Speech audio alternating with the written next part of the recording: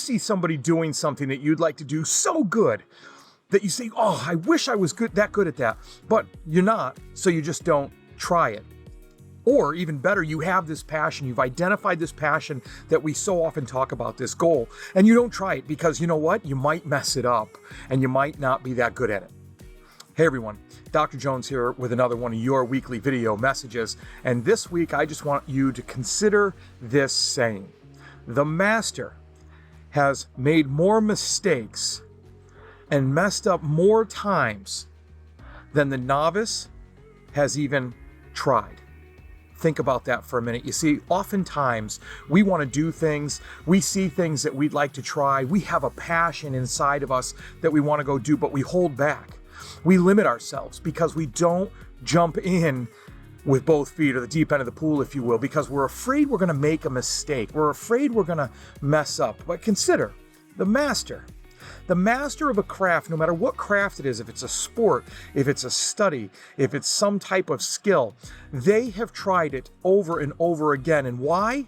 Because they've made mistakes over and over again. They've failed at different things. They've fallen down, but they keep trying. They let that passion burn inside of them, and they bring that desire to the forefront to outweigh any type of embarrassment or shame that they feel from making a mistake or failing. While the novice never takes that extra step. The novice gets a little iffy, kind of scared, kind of hesitant to try anything.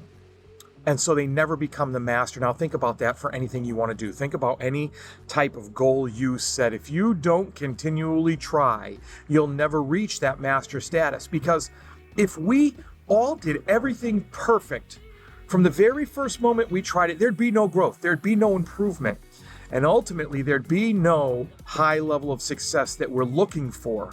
So in order to succeed, in order to become a master at anything we do, you have to fail.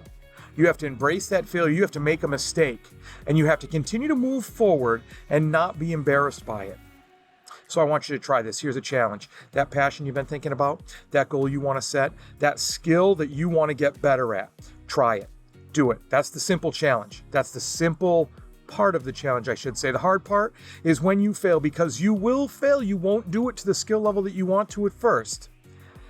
To pick yourself up, brush yourself off, and not get embarrassed and say, okay, so now I've learned that part doesn't work, or I need to get better at that part, and then do it. That's the hard part of the challenge. So here's the challenge. Pick something, passion, goal. Hard part, do something about it. Embrace the mistake, the failure that you will experience in the beginning of your quest to find your greatest level of success. That's it for this week. Simple challenge, not so simple challenge in action. Remember, I appreciate you taking the time to listen to these, and I appreciate it even more if you'd give this challenge a shot and then share it out. Reach out to me. Tell me how it works for you.